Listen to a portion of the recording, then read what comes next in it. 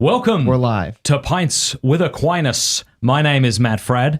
That over there is Thursday. That's me. And this is a Pints with Aquinas beer stein. And if you want one, go become a supporter at mattfradd.locals.com. Become an annual supporter.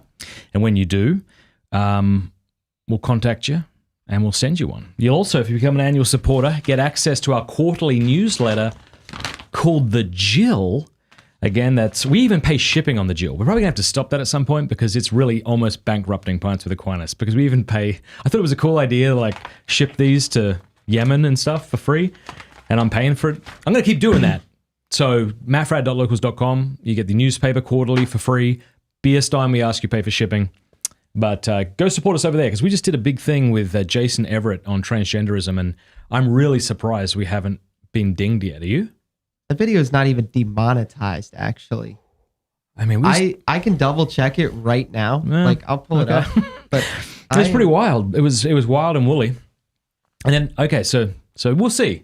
Point is, go over and follow us on Locals. Also, today, the reason we were a little late is we are streaming both on YouTube and on Rumble.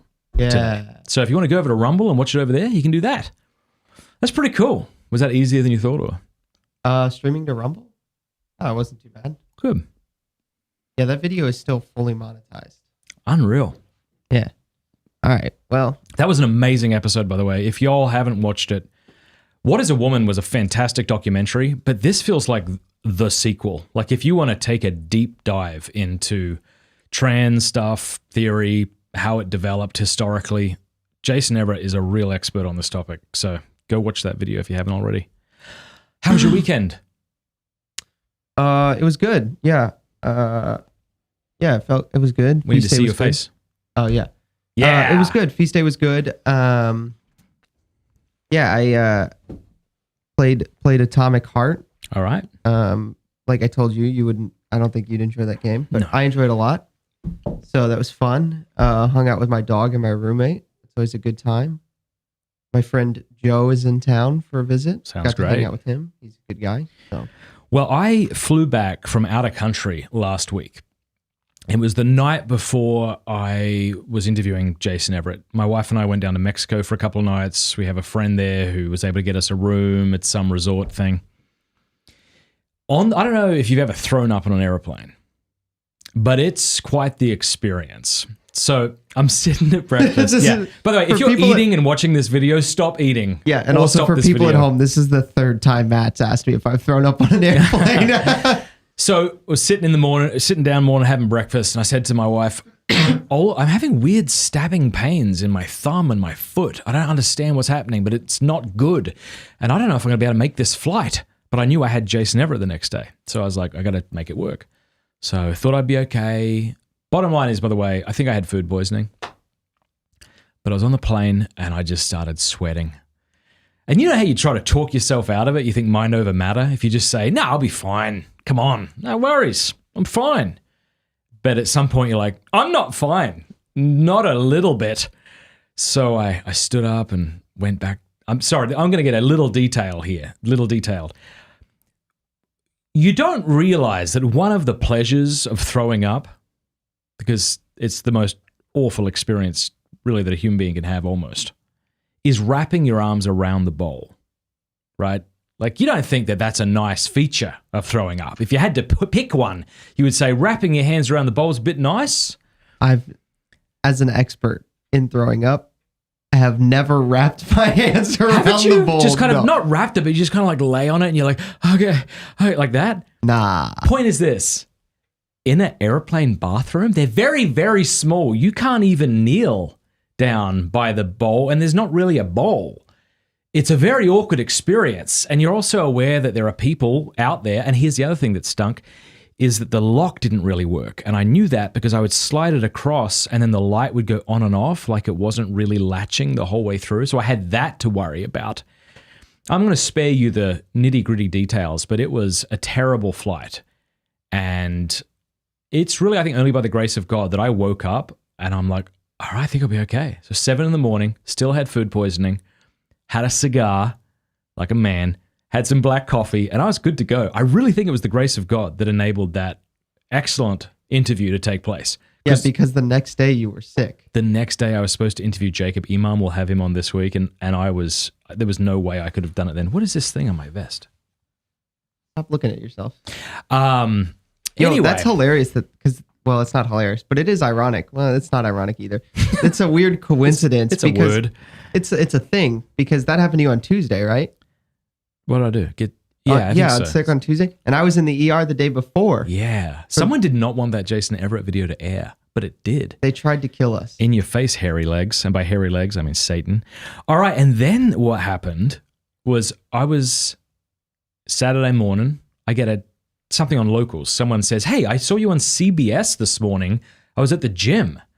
And I didn't even respond because obviously I wasn't on CBS. Being from Australia, to be honest, I didn't really know what CBS was. I guess it's one of your big networks, but I thought, no, CBS stands for Columbia Broadcasting. What? Yeah, I was waiting for you to smart ass. Thought you could get it. Colombian Broadcasting Station, something. Probably, yeah. So then it started showing up on Locals. People were screenshotting Thursday and myself on CBS. So I text Thursday from the cigar lounge. And I'm like, I just sent the picture. Can I say what you wrote back? Yeah, I think so because you may need to censor it though because I think there was profanity in it. Thursday texted back and says, did we say anything about the gays? And then he said, I thought we were nice to the gays. I didn't know what it was about. I was actually a little nervous. So we agreed on this that because you and I said that it was the GPT interview, but both of you, it was this split shot that's on screen right now. And the only 3 times we've used the split shot, this is the 4th time, was GPT, diversity, and Calvin Robinson. It's quite amazing that they chose the cheese. And so we forgot, both of us, about the GPT one because it was older. And so my immediate thought was, something about oh gays. crap, oh crap, oh crap. We're in trouble for either the gays or the diversity stuff. It's a fair point. But in fact, it was me freaking out about asking ChatGPT to write a poem about cheese. And so David Hicks on Facebook replied with the best comment. He said, your foray into national prominence began with the line, cheese, oh cheese, so luscious and bold. So anyway, that was pretty good. Yeah. Also, please, no one let Matt live down the fact that the first time he was on CBS, I'm reading it. It was prefaced by the phrase, the unprepared public. That's right. The narrator says, on the unprepared public. Cheese, oh cheese, so luscious.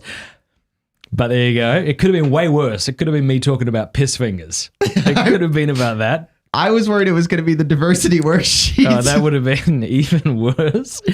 All right, so that happened. And then yesterday, just so everyone knows, I was on Michael Knowles' show, Yes or No. If you're interested, you go check that out. That was kind of fun doing that with him. There's a couple of good one-liners in there, which we won't mention.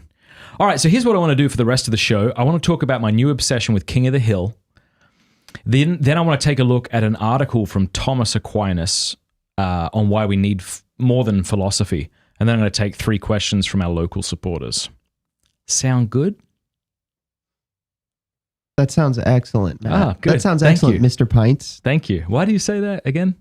So one of my favorite things to do, and people don't know this probably, but in YouTube, the comments that are automatically held for containing words that either YouTube or the channel owner has decided are not allowed in the comments section, there's a whole section of the channel backend that you can look at just those questions, those comments, and approve them.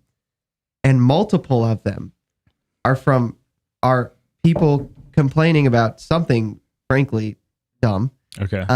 But they preface it because they want to be polite. With Mr. Pints? With Mr. Pints. Cool. Which is hilarious to me. So I'll go with Mr. Pints. That's fine with me.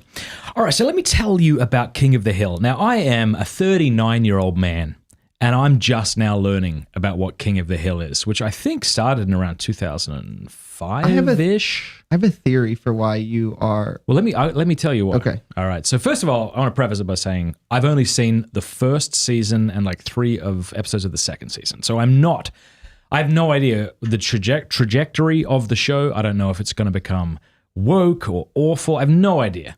All I know is I watched the first season and the first episodes of the second season, and I, for the most part, love it. I think I love it because I'm an old man. And this show is about Hank Hill, who's an old, somewhat grumpy man. And so I relate to him and his inability to understand the young'uns, like Thursday and my eldest son. I like it for those reasons. But more seriously, I don't like adult cartoons or cartoons for adults. So like, what, The Simpsons or South Park or Rick and Morty or that hamburger if you're one. watching Rick and Morty, you are you should not. You should stop. Okay. The reason I don't like even The Simpsons, I know people love The Simpsons, or at least the first 4 or 6 seasons. The reason I don't like those cartoons is it feels like I'm hanging out with a friend who's really funny. Like, he's quick-witted, he's very sarcastic, he's dirty. And it's like, it's funny, but I'm exhausted after being around him for a while. You know, he's kind of cutting and it's sort of enjoyable, but it's sort of not. That's how I feel when I watch The Simpsons and these other shows. But when I watch King of the Hill, I actually find it really funny. It's so far I've enjoyed it as it's kind of like a quaint comedy. It's sort of like it's pretty wholesome so far, and I like it for that reason. Why do you think I like King of the Hill? Oh, I don't know if it's this was my theory on why you're technically a millennial, but very much not. Okay. And it's because the internet came to Australia so much later. Mm-hmm, yeah. So your interaction with technology, that's exactly right, is actually closer to like a late boomer. Yeah. So I think I'm a boomer. Like, no, like just based on like because the generations are largely used to be based on like cultural impact at certain points in history, but I think they're more becoming based on your interaction with technology and what age it is and what levels are available to you at what ages. So the first time I had access to the internet, I was 17 years old. Yeah. So see, I feel like this is... Whereas my wife, I think, was using it maybe at 14 or 15 or something. Well, I mean... So she's a few years, because she grew up in America. First computer I ever used, I was like 10 this or 11. This is what I'm saying. Like, but you probably didn't... Yeah, I feel like growing up in Australia, you probably had later interactions with technology later in life, which means that even though you're the same age as someone who's 39, you... 100%. I think that's exactly right. However, I would say that technology gap has closed now. It's not like what comes out technologically now in the United States takes 5 years to get to Australia. Yeah, that's takes true. 5 seconds now. But yes, I was in... Because the prevalence of gigabit and... Yeah. So it's really funny. So I want to show you guys 2 clips. Oh, you know what? We've totally forgot what we're doing. I meant to say, in a minute, I didn't even announce this. We're going to look at Hulu's new show called The Pope. Are we going to do that first? Should we do that first? I'm really scared about what. Okay, let's do it first. Yeah. So I'm scared. I'm really scared about this. Have you not watched this yet? I've watched the trailer. I haven't watched it yet, so this will be my first time. And I'm scared because it's Hulu. There's no way they would do a documentary, or if it's a show on the Pope, if he's actually calling out the sin of abortion and sodomy. Yeah, and also like just based on the first 20 seconds of that trailer, it's just like the normal like how many diverse young people can we get into a room thing? You know what I mean? Which makes me think it's a woke thing. Well, let's play it. I love you, Pope Francis, but I'm nervous, man. I'm nervous.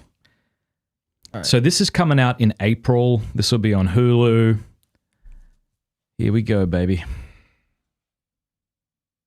Es que no soy la única que estoy nerviosa, o sea, todos aquí estamos nerviosos. Es todo el simbolismo que hay alrededor de él. It's all the symbolism around him. He's the capo of all. Top of the pyramid. Big boss. Cerca. ¿Cuánto cerca? How near? It's beautifully shot. Son la piel de Judas, prepárese. Be ready, they're a nightmare. Y el programa era que iban a hablar con The program was about talking to the Pope. It's boring talking to a priest, says the Pope. They all laugh. Ball in the middle. No, I know, I'm just reading because it's in Spanish. You weren't a feminist. Oh, if I weren't a feminist, something. I guess we're about feminism, we're showing a gay couple, Pero me da people la have sensación, rejected por the lo que veo en mi faith. entorno, que la gente está decepcionada con la iglesia, no con Dios. ¿A usted no le genera contradicción todo esto? La coherencia es lo que más nos cuesta a los cristianos. Consistency is what we Christians find is si usted es hardest. feliz y si alguna vez se ha sentido solo. Existe el Abortion aborto. exists, this ¿Qué woman hacemos says. con estas What do we do mujeres with these women? nosotras en la iglesia, ¿no? Como In the church, as an institution. ninguna que se haya arrepentido I've never met en la anyone. puerta del abortorio y decir, voy a dar una oportunidad a esa vida. Yo aprendí mucho de ustedes, ¿eh? A mí me hizo mucho bien. I y learned a les lot from agradezco el you, bien says que the me han Pope. hecho. You've done me a lot of good. All right. All right, so my initial impressions are, I got a couple of thoughts, I guess. One is it's nice, since it can be nice, can be helpful if the Pope gets a platform like this, because people can potentially see the beauty of Catholicism. Pope Francis seemed to be great on camera. It's really well shot. It's also important. I mean, we had Jason Everett on the other day talking about the importance of us listening to people. Like, we really should do that. We should try to understand where they're coming from. And so it sounds like there's a lot of that. What I find interesting is it's called The Pope, and then it has : answers. You see that? It's not called The Pope Answers. It's The Pope : answers. And if it were the Pope giving answers, which it sounds like he is because they're asking him questions, but at the very end, he says something that might be revealing of the whole show, which is, I've learnt a lot from you, and this did me a lot of good. This is what makes me nervous, because the reason Christ instituted a church and gave it teaching authority is so that it can teach. And given the confusion in society today regarding transgenderism and abortion and so-called same-sex marriage, we need to be giving answers to people. As disciples of Jesus Christ, we are to be discipled, to be taught. My fear is that this is going to be a show where the Pope is the one who is taught, and he doesn't give any. Now, I'm not kind of accusing the Pope of holding, a position on transgenderism or a position on abortion that's contrary to church teaching. That's not what I'm saying. But my fear is that the teachings aren't going to be clear-throated, and it's just going to add to the confusion within the church of young people who maybe they've been hurt by the church, and maybe they've been hurt by the church because there's evil people in the church. No doubt that's the case.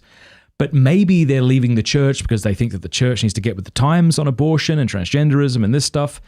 I cannot see Hulu releasing a video that doesn't have the agenda as the church needs to get with the times, and here these diverse and perhaps a few non-binary people are going to educate the Pope and give the Pope answers. So that's... Yeah, also, let's say hypothetically that he does give sound teaching, but prefaces it or ends it with, like, oh, we need to listen to these people.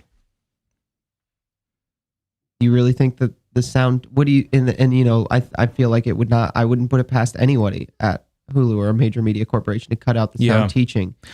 Yeah, you would hope that the Pope... And play it as his answer being... I've learned a lot, and he doesn't actually give his... That's also a possibility, right? So that... But see, the Pope should be smart enough, or the people around him should be smart enough to say, we get final editing control. We get to approve how this is edited. You would hope that. That's not going to happen. Then he shouldn't have done it.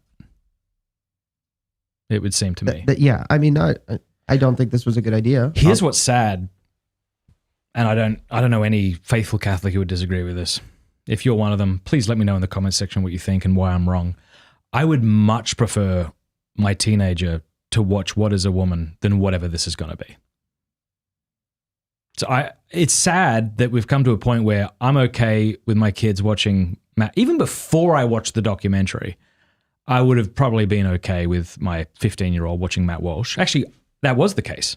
Him and my wife and I sat down and we watched the documentary before even having previewed it first. And I was comfortable with that because of where he's at and his maturity level. But I would not sit Liam down, my son, my eldest son, to watch this. Like, I'm going to need to come and to review that. And I don't even think after I review this is going to be something I would want him to watch. What is that? Now, you could say, well, that actually has more to do with Hulu that's producing this. than Daily Wire, and maybe that is the case. But I'm really frightened about. I'm not frightened. Frightened's the wrong word. I've kind of given up being disappointed.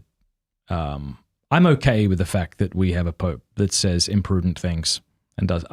It's not that I'm okay with it, but I've resigned myself to it, and it doesn't really dishearten me. I wonder if it's going to be a success as far as Hulu's concerned. I don't know.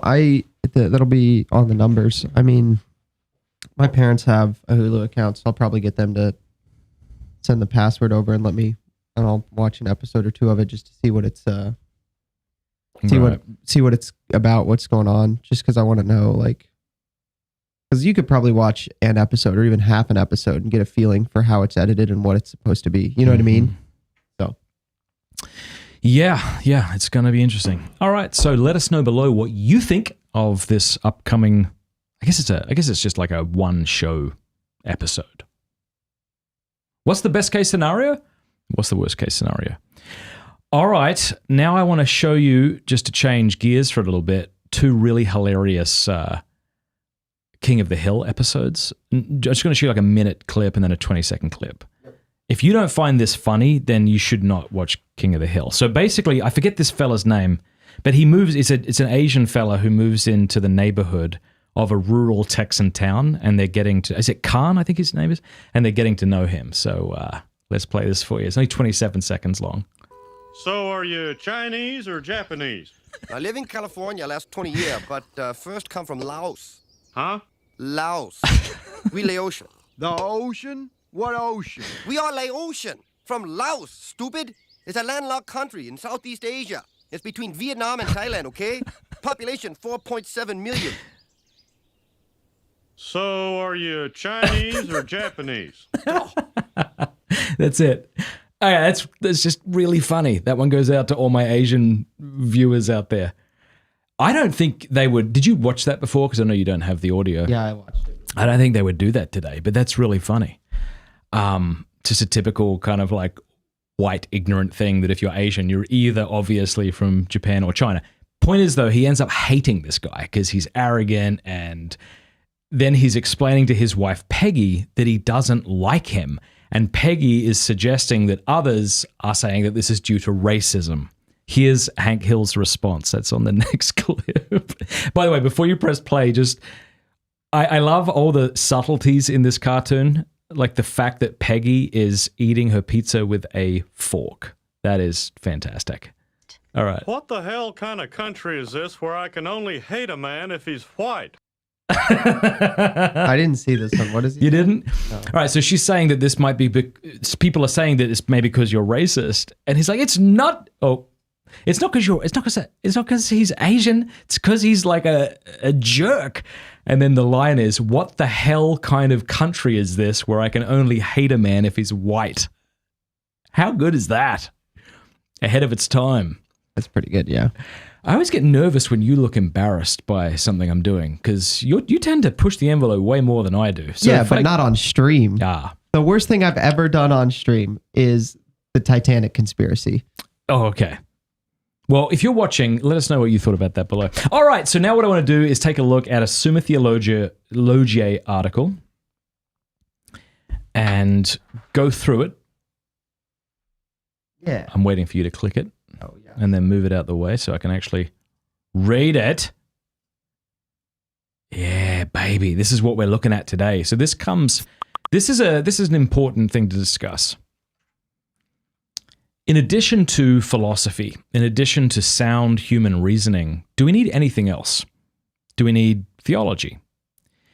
And Aquinas offers 2 arguments, and of course these are arguments from his opponents, his intellectual opponents.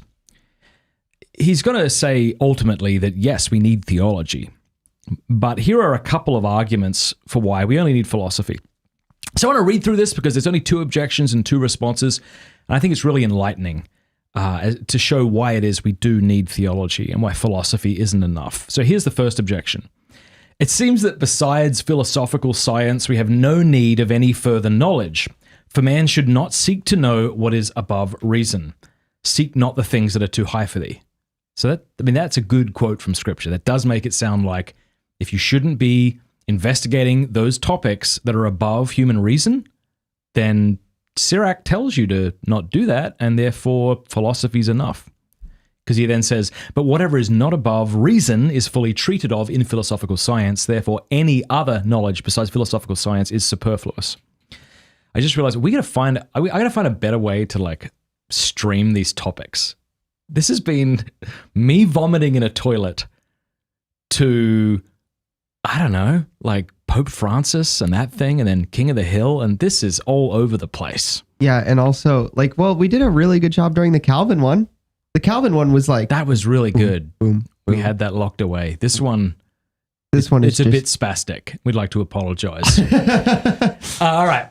Here's the second objection. Further, knowledge can be concerned only with being. For nothing can be known save what is true, and all that is true. But everything that is treated of in philosophical science, even God himself, so that there is a part of philosophy called theology, or the divine science, as Aristotle has proved. Therefore, besides philosophical science, there is no need for any further knowledge. So the point there seems to be that we have all different branches of philosophy, like aesthetics and metaphysics, which studies being, and epistemology, which studies knowledge. So everything that is treated of in philosophy, so we don't need theology. All right, here's the sed contra. It is written in 2 Timothy 3:16, all scripture, inspired of God, is profitable to teach, to reprove, to correct, to instruct in justice. Now, scripture, inspired of God, is no part of philosophical science, which has been built up by human reason. Therefore, it is useful that besides philosophical science, there should be other knowledge. Now, I'm not going to comment yet. I want to read his main response because this is absolutely masterful. It was necessary for man's salvation that there should be a knowledge revealed by God besides philosophical science built up by human reason. Why? Here's the first reason. Because man is directed to God as to an end that surpasses the grasp of reason. We read in Isaiah, "Eye hath not seen, O God, besides thee, what things thou hast prepared for them that wait for thee." But the end must first be known. So if we men are directed to an end that we cannot grasp intellectually, well, in order to know it and know of it, it needs to therefore be revealed to us. If it cannot be revealed to us through the light of our human reason, it has to be given to us some other way. Hence, it was necessary for the salvation of man that certain truths which exceed human reason should be made known to him by divine revelation. Even as regards those truths about God which human reason could have discovered, it was necessary that man should be taught by a divine revelation. I'm going to pause there. So he's talking, there's two reasons we have theology, right? Theology etymologically means the study of God. This, technically speaking, wouldn't be possible unless God had revealed himself to us. If God had not revealed to us himself to us through the prophets, patriarchs, and ultimately through his son Jesus Christ, then philosophy is really all that we could have. Aquinas is saying there are certain truths that exceed human understanding. It's not actually possible for us to know them. And then he says there are things about God that we can know through understanding, but it's really difficult to know them.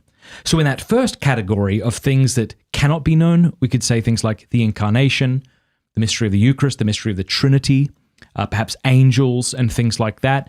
Perhaps the idea that it's God's desire to save mankind. These are all things that we wouldn't be able to know through philosophy. This is not something that Aristotle could possibly arrive at, for example. So that's the reason God, who loves us, is going to reveal himself to us so that we can know those things with certainty. The second thing Aquinas says is there are truths that we can come to know about God, and not through theology, but through philosophical reflection. So, for example, the First Vatican Council stated that we don't need revelation to know that God exists. We don't need the Bible. We don't need the church. We can come to a knowledge of God's existence wholly apart from revelation, as is proved in Aquinas' 5 ways, which are found in the first part of the Summa Theologiae, question 1, article 3, I think. Probably got that wrong. He gives us 5 ways, and all of them are based on sense experience, which leads back to a first cause, which he says, or a first mover, etc. But okay, so why do we need revelation to help us know the things we can know? If we can know them, why is it important we need revelation? Here's what he says. Because the truth about God, such as reason could discover, would only be known by a few, and that after a long time, and with the admixture of many errors. So there's 3 reasons that we need the church to teach us, and the church has the ability to teach us because God has revealed it, what we could possibly know through philosophy for these 3 reasons. 1, because it's actually difficult to come to a knowledge of the existence of God. Just because we can come to a knowledge of the existence of God through philosophy, it doesn't mean that everyone will. All right, so maybe Trent Horn will, doesn't mean I will. So that's one reason. Secondly, it would take people a long time to come to the knowledge of God's existence, at least some people. Partly because they're not as smart as other people, but partly because they've got stuff to do, like taking care of their families and making money and that kind of thing. So that's the other benefit of God revealing things we could know through revelation, through the church. And the third reason is, okay, even if some people came to know of the existence of God and things about God, and it took them a long time, we wouldn't have the certainty that it was sort of like true. Maybe some things about it are true, but it would be mixed with many errors. So you think of different sort of pagan religions or Eastern religions that have things to say about God or the incorporeal, like Hinduism, for example, different strands of Buddhism. Even though they might be right about certain things, it doesn't mean, or Islam for that matter, it doesn't mean it's not admixed with many errors. And so Aquinas there says, whereas man's whole salvation, which is in God, depends upon the knowledge of this truth. Therefore, in order that the salvation of men might be brought about more fitly and more surely, it was necessary that they should be taught divine truths by divine revelation. It was therefore necessary that besides philosophical science built up by reason, there should be a sacred science learned through revelation. So this really gets us back to the whole discussion of faith and science, and are they at odds? And they're not. If you have science contradicting what we know to be true, certainly through faith, you've either got bad science or bad faith. The idea that the two contradict each other is something that is not possible. And of course, that word science has come to mean something different today than the way Aristotle or Aquinas used the word. The word etymologically comes from the Latin. Well, Latin is scientia, which just means knowledge. When we talk about science today, we're talking about a method of investigation into the natural world to discover truths about it. So that's really important, right? That revelation doesn't subvert or it doesn't even really interrupt the faculty of reason. Rather, it enables reason to see further than it could on its own. So I've heard it said that faith is to reason what a telescope is to the natural eye. Right? The telescope doesn't cancel your eye. It doesn't make your eye unnecessary, but it does make you able to see a lot further than you could by your natural abilities. And so too with theology, that is to the mind. It enables us to perceive things that we otherwise may not have perceived. All right, so here are the 2 objections. You remember the first objection is you shouldn't be considering things that are too lofty for you. The second objection was philosophy already covers everything, so therefore we don't need anything else. Let's look at his responses. Here's his reply to the first objection. Although those things which are beyond man's knowledge may not be sought for by man through his reason, right? So he's agreeing there. Nevertheless, once they are revealed by God, they must be accepted by faith. So clearly it's not the case that God reveals things to us and then we're not allowed to accept them because we shouldn't be concerning ourselves with things that are too far beyond us. And then he uses the same verse that the objector offers against the objector by quoting that verse. He says, hence the sacred text continues, for many things are shown to thee above the understanding of man. You see that? So that's what he's referring to in Revelation. These things that are beyond our understanding are being revealed to us. And who are they being revealed to us by? They're not being revealed to us by an unreliable source. So if I claimed to reveal things to you that I have no access to, you really shouldn't trust me at all. But if God reveals them, then we know that they have to be the case. All right, here's the reply to the second objection. Sciences are differentiated according to the various meanings through which knowledge is obtained. For the astronomer and the physicist, all right, so these are two different branches of science, astronomy and studying the world through different means, both prove the same conclusion, that the Earth, for instance, is round.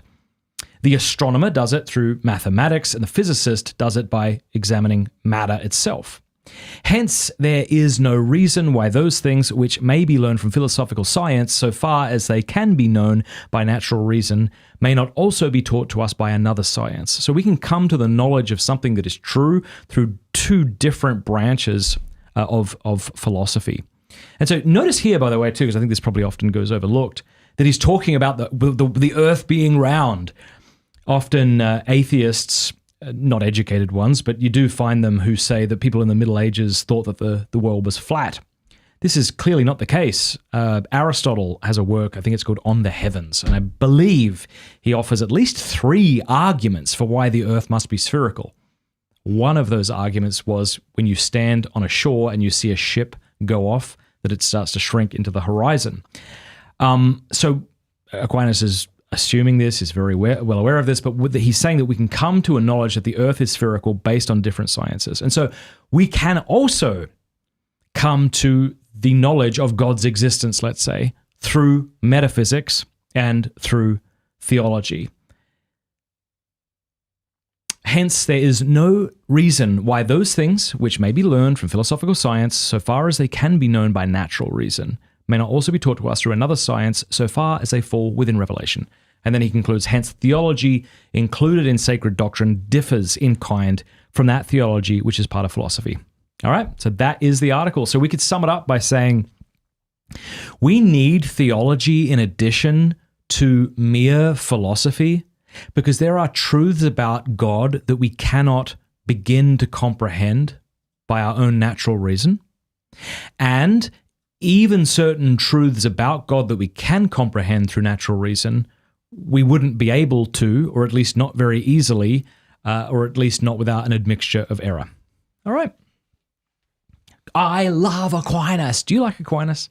When you hear him read, do you just get excited like I do? Not especially. Okay. Not, like the systematic theology stuff isn't really my thing. Not your bag? I love it. I'm very content to be the simple peasant who doesn't really understand what's going on. Well, fair enough. I feel I'm a simple peasant too, to be sure. But all right, so now what I want to do as we wrap up is take 3 questions from our local supporters. I want to remind people that we are streaming over on Rumble. Is anyone watching on Rumble? Yeah, look at the screen right in front of you. 56. 56 people are watching us on Rumble? Yeah. Hey, Rumble, it's nice to have people watching us over there. Go over there. Yeah. I mean, everyone who's watching on YouTube should stop watching on YouTube and go start watching on Rumble right now. Let's write this down. Let's figure this out. So we have 383, I think, watching on YouTube. I've got 319 on the eCam window, but 319, okay. And then we've got 56 people. All right, refresh on Rumble. Let's see what happens. 56. Oh. Can everybody? You've all failed me. We're actually trying to get people. Like, we actually want to see how many people we can get on Rumble right now. So rumble.com. Type in Pints with Aquinas into the search bar. You will find it. Hold on. Let me. We're gonna put it in the chat. Put it in this. Put it in the old Pints with Aquinas YouTube chat. The Chatteroony. Send. Everybody click that link. If you want. No. But do it.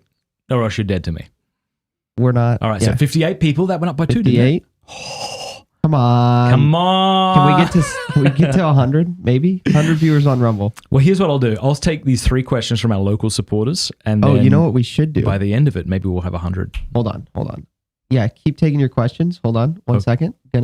What is it? 1 second, or keep reading them? Wait, I got an idea. Hold on. Ready?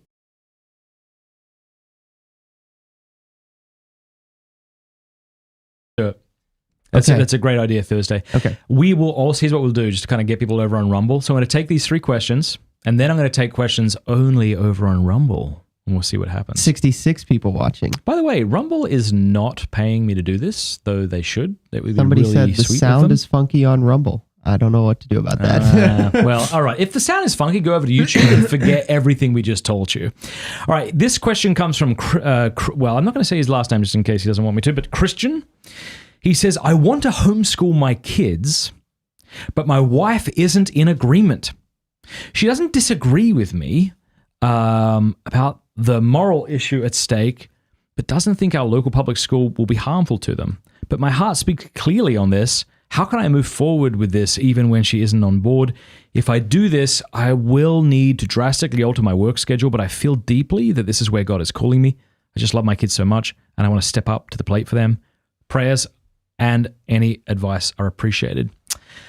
Yeah, well, if you feel convicted about this, I think the first thing I would do is talk to your wife and try to understand why it is she doesn't want to homeschool them. I'm sure she has legitimate reasons, or at least reasons that mean a lot to her, and so trying to understand where she's coming from. Maybe it's always important, I think, that we try to understand is whenever we're in a disagreement with our spouse, that we try to understand where each other's coming from and what each person is saying. Sometimes when my wife and I get into an argument and we kind of go into a stalemate, I'll say to her, you tell me what you think I'm saying, and I'll tell you what I think you're saying. And if I can articulate to her own concerns, it helps her kind of like drop her shoulders a little bit and realize, okay, he is listening, and vice versa. If she reiterates to me what she thinks I'm saying and she gets it wrong, I'm like, okay, that's not at all what I'm saying. What I'm saying is this, and then I have her repeat it back to me. And that can be really helpful. So maybe say to your wife, why do you think I want to homeschool our kids? Because maybe she doesn't really understand it. And by her telling you why she thinks you don't want to send them to school, that will be revealed. Likewise, maybe you should try to understand her by saying, okay, I think you don't want to homeschool our kids because you think X, Y, and Z. And maybe you can come to a resolution that way. I mean, obviously people can take different opinions about this. I had one mother say to me that she liked the idea of sending her kids to school. Yes, Thursday. We have 125 people watching on Rumble. Well done. Tell us on Rumble if the sound's poor. Yeah, all the people in the chat said it's fine. So. Yes. Yeah, I had one mum say to me that she was okay sending her kids to preschool, or at least whatever the initial schooling stage is called, kindergarten. Is that what you call it? I don't know. So that they can learn to read, basically. And if you can basically read, then it's a lot easier to homeschool kids. So you could consider that as an option. But yeah, but those are a few. Obviously, I don't know you or your wife, and so I don't want to say more. But there you go. All right, Christopher says, and by the way, we have how many people on Rumble? 133. I said 100 like it would be a big goal, but like now I kind of want to see if we can split it evenly between YouTube and Rumble. What if we got 200? 200. We have 296 Everybody on go over to YouTube. Rumble. Just in case people don't know, like Rumble is like the non-woke YouTube. So they're not going to ban me for saying things that I would get banned for saying over on YouTube. And so that's why if you're on Rumble right now, please, I beg you, subscribe to me on Rumble. Follow me is what I mean on Rumble. Join me over there on Rumble. It would really mean a lot. I think the join is like the paid thing. So okay. Follow us on Locals. Oh yeah, I see. Support us on Locals. Follow us on Rumble. Yeah, Rumble and Local and Locals are together. All right, so we're going to see how many people we can get over there. If we get to 150, Thursday is going to take his top off for you. There are 4 people left to 150. That's not going to happen. I'm not doing that. All right. All right. Well, now we're at 150. And just so we're unless clear, that de-incentivize you, we promise to keep our clothes on. I will be. But we're going to need 150 people over on Rumble. We are going to take our shirts off unless we get to 200 people on Rumble. All right. That is so... Everyone's texting their friends. Please, for the love of all things. All right. Here's the second question. This comes from Christopher. He says, what is the best argument you've heard against the total apostasy narrative put forth by the Mormon Church? Okay, yeah. Yeah, so the Church of Latter-day Saints or the Mormon Church are of the opinion that there was a total apostasy, that the church basically, was like a ship that sank and had to be reinstituted by God, and that church is the Mormon Church. So what I'd want to say to a friend who was talking to me is like, what do you mean by total apostasy? Do you mean that the church abandoned the faith? You do. Okay. Do you mean that there were certain false things that this church began to teach? You do. Okay. Would some of those false things be things that the Catholic Church continues to teach today? Yes. Okay. So, for example, prayers to the saints would be one, I suppose. Okay. The Eucharist, okay. The primacy of the Pope, would that be one? You could go over some of these things. And then you might want to say, when did this occur? When did this total apostasy occur? Because I know some of our fundamentalist Protestant brethren would say by AD 325, under Constantine, there was a lot of kind of pagan stuff brought into the church, and by that point, there was definitely a total apostasy. And the reason I say that is one way to show that that's false is by reading Christians who existed well before the time of 325, not just in Rome, but in other places that weren't influenced by that emperor, Constantine. And what you find is that these earliest Christians before the time of Constantine were teaching the Eucharist, prayers to the saints, these sorts of things. And so I think that's one possible way to go about it. I just Googled it. Oh, here we go. Mormons believe that a great apostasy happened following the death of the apostles. So there you go. So what do you mean by that? Right? Truth was perverted. So what you might even say to them is like, what are some truths that the Catholic Church currently teaches that is a result of the perversion that was brought about by the total apostasy? Let them give you a list. Try to tell them to be as thorough as they like. Give me 10 things that the Catholic Church teaches today that wouldn't have been taught, in the early church, for example. That might be one way to go about it. But of course, if you're going to say by the death of the last apostle, so we could still find some teachings prior to that, even in early Christian literature, that would show that it was being taught. And not just that, but that it's congruent with Scripture anyway. Those would be a few things. Also, I want to point out that we have this woman coming on the show. I forget her name. Someone suggested her to me. And I apologize that I don't know your name. So if you're watching right now, I feel a bit silly that I've forgotten your name. But this person was raised in the LDS Church, was a firm believer in what the LDS Church taught, and has left the Mormon Church and is now a Catholic. And so she'll be coming on the show in the next couple of months. And so I see two women whose names I don't recognize on our schedule. Read them to me. Kayla Richardson. Okay. Noel Maring. Noel? Yeah, so it's the first lady, I think. I don't want to. Maybe, we have. Anyway, look out for that. Here's the third question. But before we get to that third question, Thursday, I'd like to see how many people are following us on Rumble right now. How many people? We have 12,000 followers on Rumble and 187 people. views. Remember, if we don't get to 200, we are going to take our clothes off. People want me to sing a song if we get to 200. Hey, we should take a question from Rumble now. Yeah, well, I don't see any questions in the chat. They're just all talking about being They're here. just making fun of Thursday. That's to watch mean. on Rumble, I can't turn my phone screen off, and that's a bummer. Oh, I see. Oh, you want to listen to audio only? Yeah, fair enough. Well, that's fine, but you should still just listen on Rumble. All right, if a question comes in, let me know. But here's the third question from our local supporter, Matthew, who says, how do I show love and mercy to my lesbian coworker without openly supporting her lifestyle? Well, you should show love and mercy to your lesbian coworker in the way you show love and mercy to all of your coworkers. And I'm not sure why you would ever have to support her lifestyle. What incident would occur where you would have to openly support it? Think of a different example. Think of your friend Fradd, who's currently in a cohabitating relationship. You could say the same thing. How do I love him without having to openly support his lifestyle? And I can say, well, we're not always called to directly challenge our co-workers' sexual beliefs or sexual perversions. Clearly, that's not the case. So I think you could get to know her and love her and share your life with her in a sense. What I mean by that is let her know that you're Catholic, let her know what you believe. Be the Catholic that she can then say, I have a coworker who's Catholic and he's actually really great. And I don't feel at all threatened by him or attacked by him. You don't want to kind of feed into that Hollywood narrative that Christians just hate gay people, which obviously isn't true. But I would say that if you're called to celebrate it in some way, that's different. Now, what might that look like? Suppose she gets quote unquote married and she invites you to go. You could definitely not go to that quote unquote wedding because it's not a wedding. And by your going, you're kind of giving witness to something that actually can't, be realized.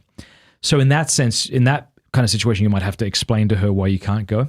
But yeah, other than that, good.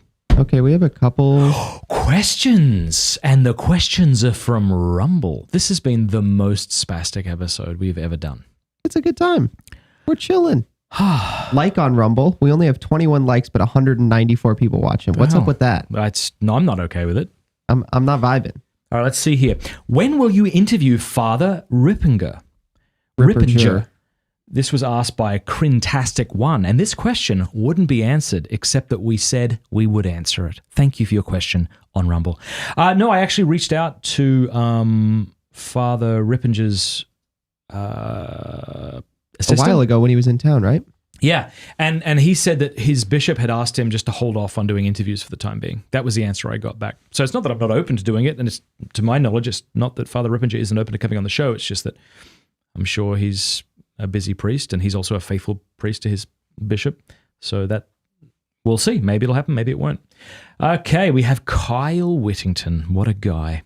Contra Mundum Kyle Whittington says, what's the big deal with Freemasonry?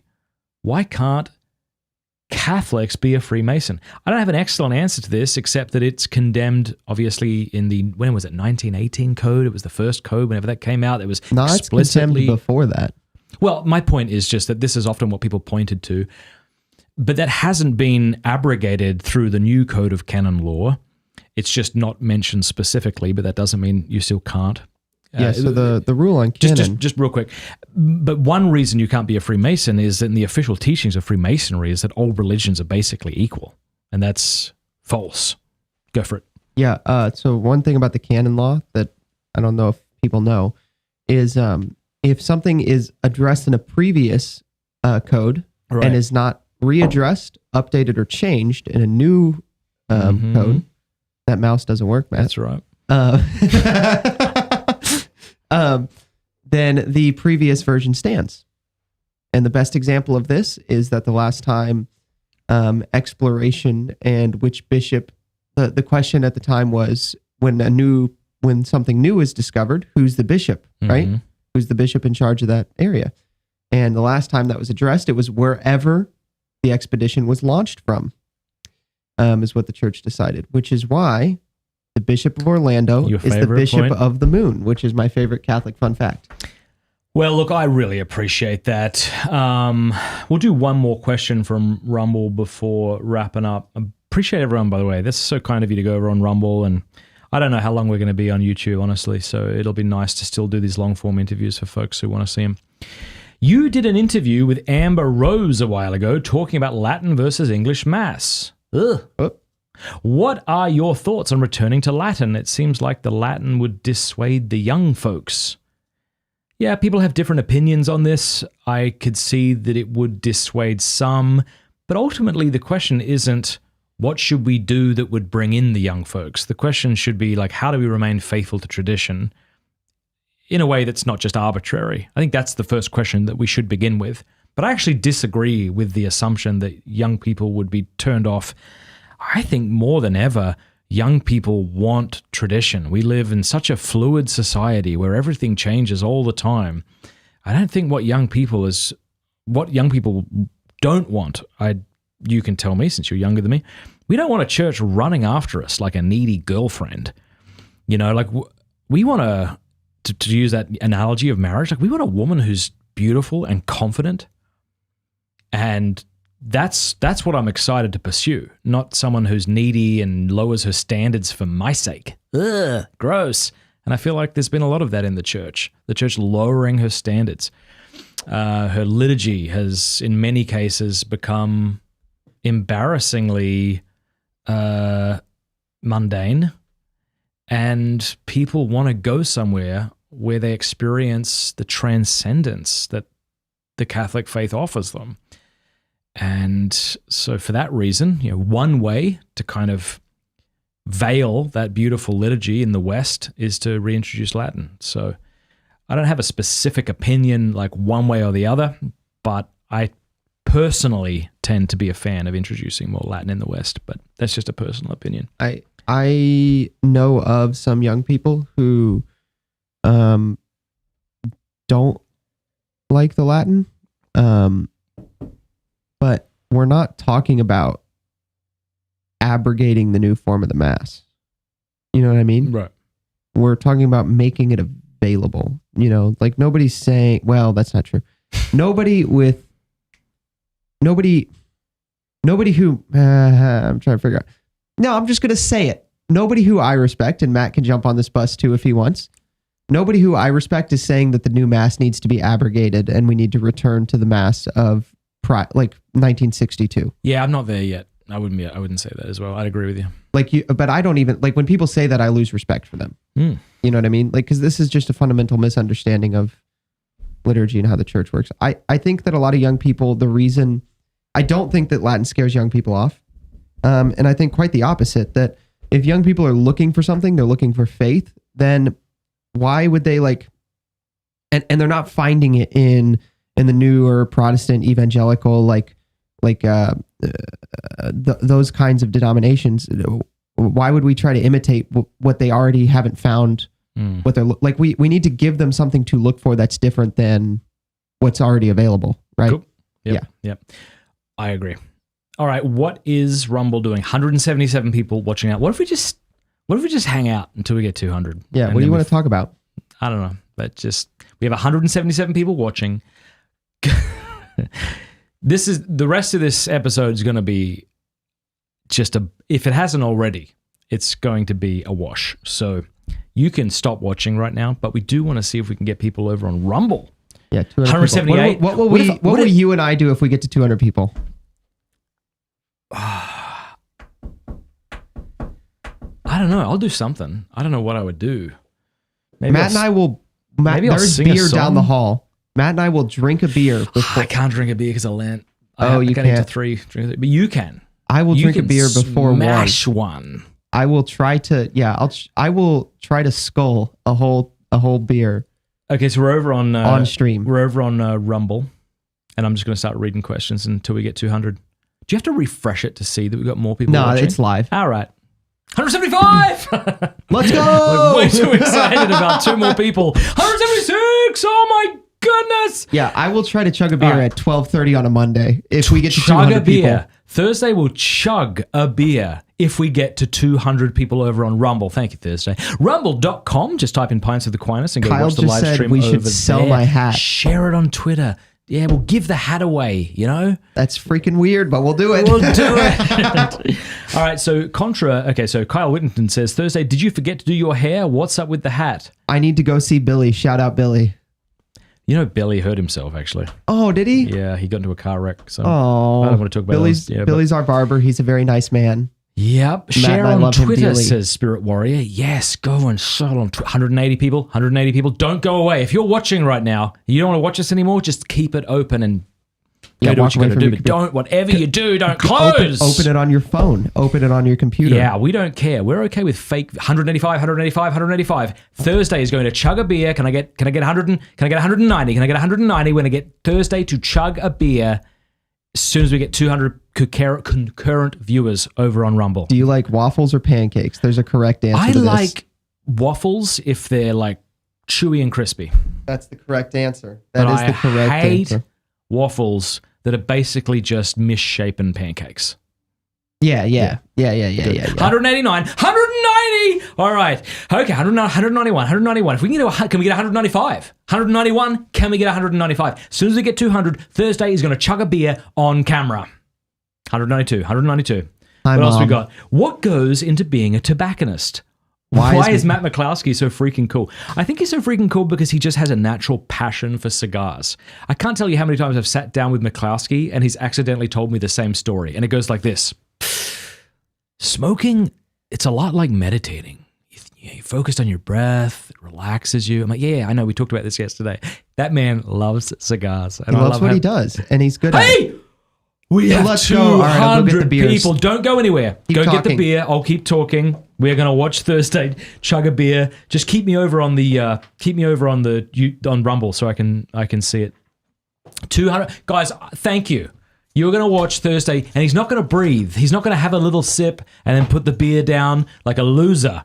He's gonna crack that beer and smash the whole thing. And if he doesn't, we'll shame him. And there's no way Brett Cooper will be with him, right? But if he does chug it, I need you guys to send this to Brett. He gets really upset when I talk about Brett Cooper, but we all know they've been destined to be together. It might not be true, but point is, somebody's got to clip this and send it to Brett Cooper. Or just make a video where you have him and Brett Cooper on the same thing. Tell me about it. I'll give you a big shout out. All right, did you get it? Good, yeah. All right, we're 217 people watching. We're gonna call this shotgunning with Aquinas. Do you want this? All right, hang on. All right, here we go. Thanks, everybody. And while you're here on Rumble, please follow us on Rumble. I wonder how many people we even have on YouTube at this point. I will check it out while you get that glorious Budweiser ready. I got a Zimbabwe, and I got to take out my Zenachino. Okay, we only have 298 people watching on YouTube. And I'll take out my Zenachino. Hold on. The Zenachino? Yeah, my Zimbabwe. Oh, you linked to Rumble too. Thanks for doing that. Oh, this is great. 233 people watching on Rumble. All right. I would love to get to the day where Rumble is our primary. Yeah. We only need about 250,000. I could go to Restream and kill the stream on YouTube and just stream me on. Let's do that. Okay, hold on. All right, everybody. If you want to watch Thursday,